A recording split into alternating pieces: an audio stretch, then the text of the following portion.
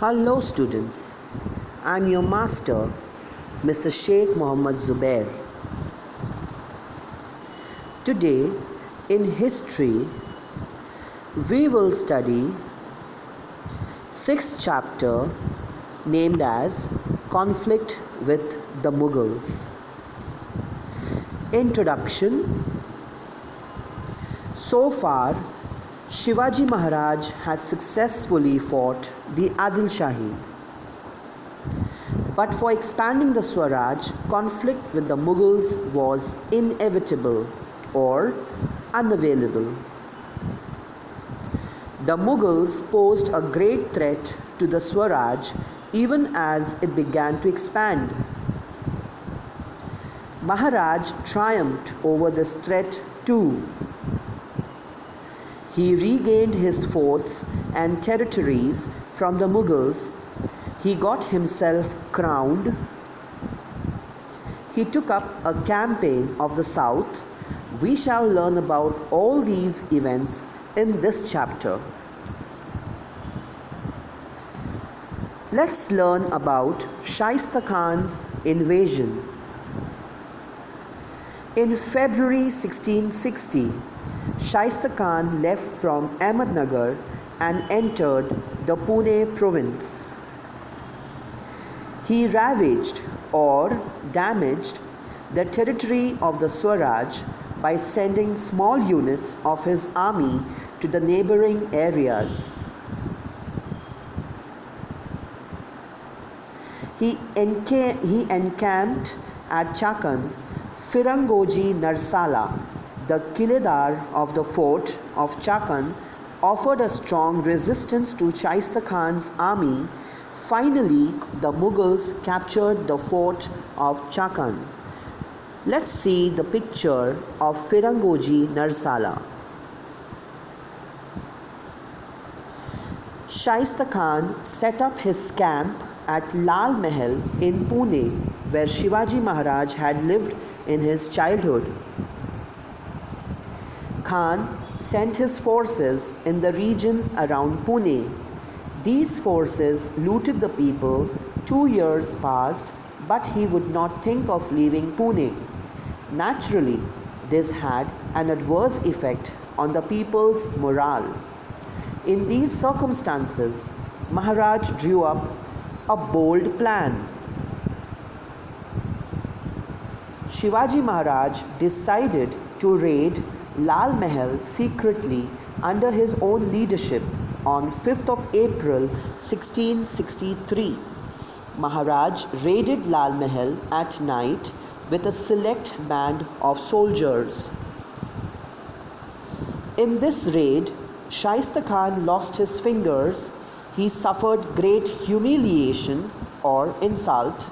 He left Pune and shifted his camp to Aurangabad. Due to this episode, he incurred the displeasure of Aurangzeb. Aurangzeb transferred him to the province of Bengal. The successful attack on SHAISTA Khan had an impact on the people, and their faith in the capability of Maharaj was strengthened even further. Let's learn about the Surat campaign. In 3 years' time, SHAISTA Khan had ravaged large territories of the Swaraj. It was necessary to make good this loss. For this, Shivaji Maharaj devised a plan for teaching the Mughals a lesson. Surat was a big trade center and port under Mughal control. The British, Dutch, and French had their factories there. Maximum revenue was being generated by the city for the emperor. It was a rich city. Maharaj marched on Surat. Inayat Khan, the Subedar of Surat, could not put up any resistance. Maharaj obtained plenty of wealth from Surat without bothering the common people. Let's see the picture of Inayat Khan. His campaign of Surat was completely successful. This campaign was a stunning blow to Emperor Aurangzeb's prestige. We will learn in detail about JAISING'S invasion. With a view to curbing the increasing activities of Shivaji Maharaj, Aurangzeb sent Mirza Raja Jai Singh or Mirza Raje Jai Singh, an experienced and powerful Rajput Sardar. Jai Singh came to Pune. He started rallying all the forces against Shivaji Maharaj. Let's see the forces that were against Shivaji were the Portuguese of Goa and Vasai, the Dutch of Vengurla, the British of Surat, and the Siddhis of Janjira. Jai Singh suggested that they should start a naval campaign against Maharaj. Jai Singh drew up a plan of capturing the forts in possession of Maharaj. Mughal forces were sent to various parts of the Swaraj. They ravaged the territories of the Swaraj. Maharaj endeavored to resist the Mughals. Jai Singh and Diler Khan laid siege to the fort of Purandar.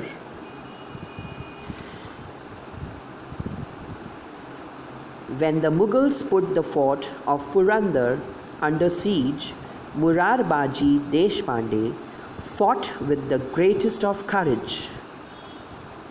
He died a hero's death. Considering the seriousness of the situation, Maharaj began talks for a treaty with Jai Singh. He met Jai Singh personally. A treaty between Jai Singh and Maharaj was signed in June 1665. It is known as a Treaty of Purandar. In accordance with the terms of the treaty, Maharaj gave to the Mughals 23 of his forts and the adjoining territories, yielding an annual revenue of 4 lakhs horns. He also assured the Mughals of help against the Adil Shahi. The treaty was ratified by Aurangzeb. Next we will study about the Agra visit and escape.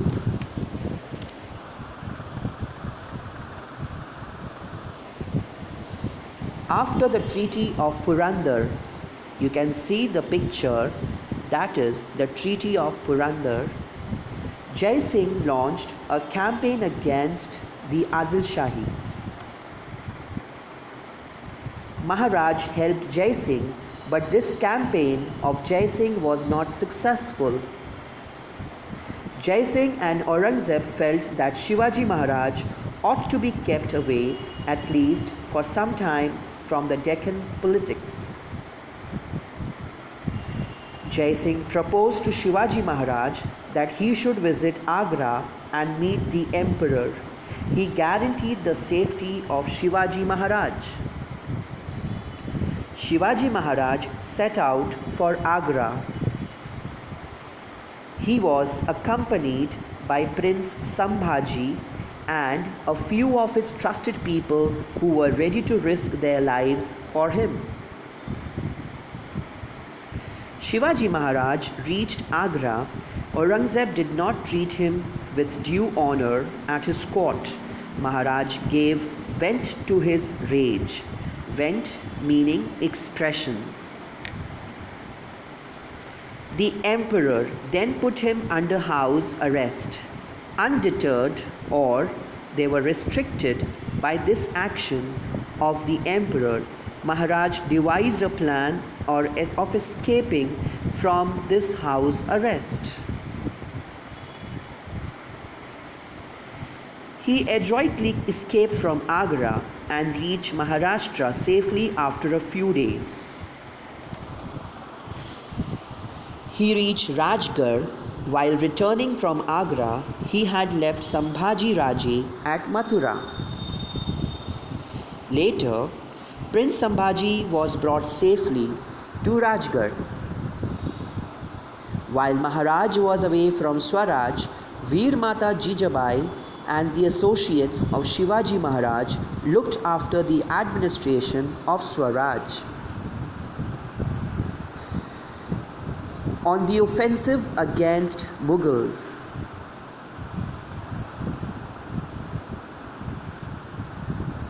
Immediately after returning from Agra, Maharaj did not want any conflict with the Mughals.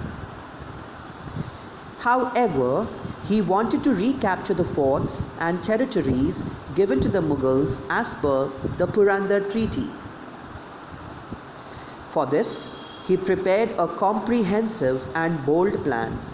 It was his strategy to capture the forts by sending a well-equipped army on the one hand, and on the other hand to keep the Mughals unstable by invading the territories of the Deccan under their control.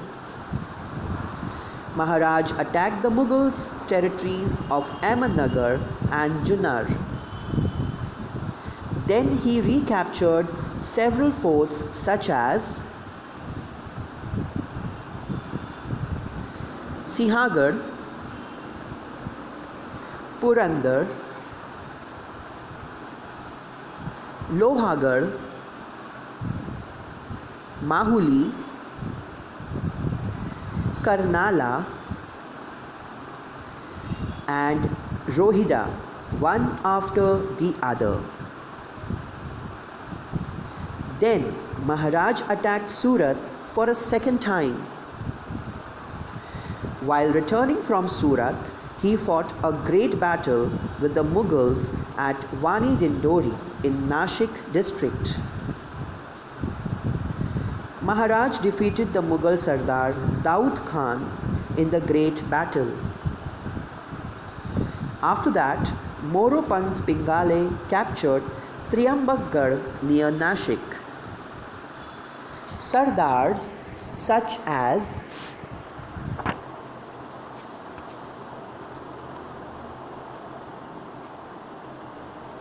Tanaji Malusare, Moropant Pingale, Pratap Rao Gujar, etc. made a valuable contribution in these offensives. Krishnaji Anant Sabhasad, a contemporary chronicler, thus describes this campaign. He took as many as 27 forts in 4 months and earned a great reputation for himself. Let's learn about the coronation ceremony. In the picture, you can see the coronation ceremony of Maharaj. Founding of the Maratha Swaraj involved a relentless struggle for over 30 years. Maharaj realized that now it was necessary for the Swaraj to win general recognition as a sovereign independent state. For this, a formal coronation was necessary. On 6th June 1674, he had himself coronated at Raigad by Gangabhat, a learned Pandit. Maharaj ascended the throne of Swaraj. He now became the Chhatrapati of the Swaraj. As a symbol of sovereignty, the Rajyabhisheka Shaka, that is the coronation era, was started. Maharaj became the founder of a new era. On the occasion of this coronation, special coins were minted.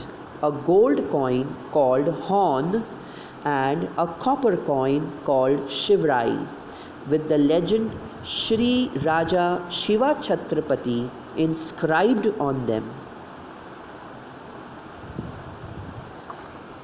Thereafter, all royal correspondence, that is, Rajapatra, carried the words Kshatriya Kula Vantasa Shri Raja Shiva Chhatrapati. A dictionary showing Sanskrit alternatives for Persian words was prepared. It is known as Rajya Vyavahara Kosha. The coronation of Shivaji Maharaj was a revolutionary event in the history of medieval India.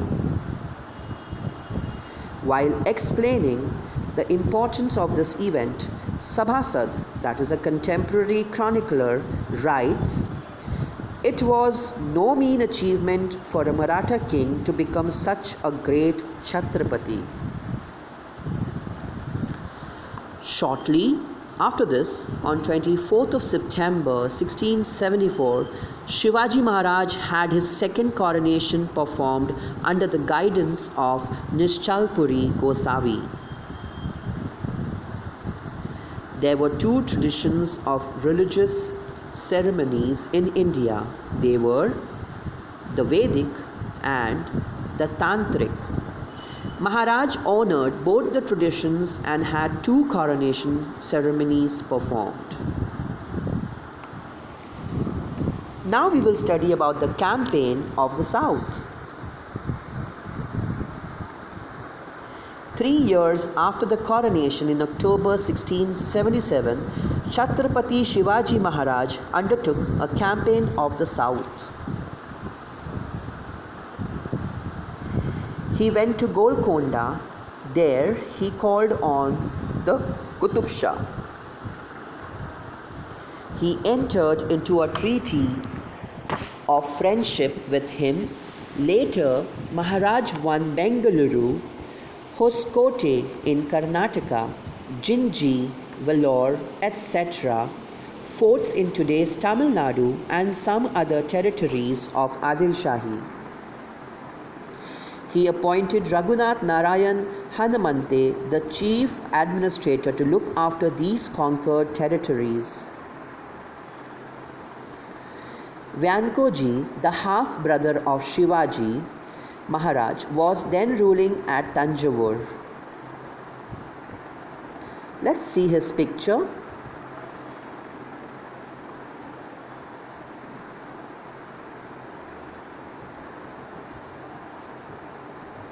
Shivaji Maharaj tried to get him to participate in the activities of the Swaraj.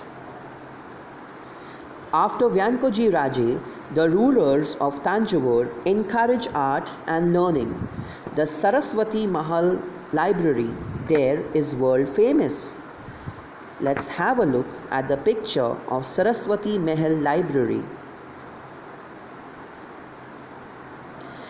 In this campaign of the South, Maharaj had annexed the fort of Jinji in Tamil Nadu to his Swaraj.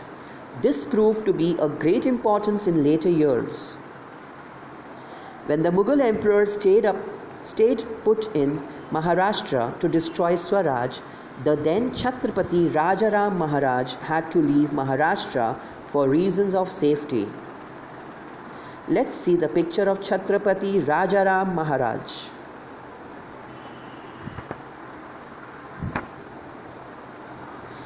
At that time, he took shelter in the southern fort of Jinji and ran the administration of Swaraj from there.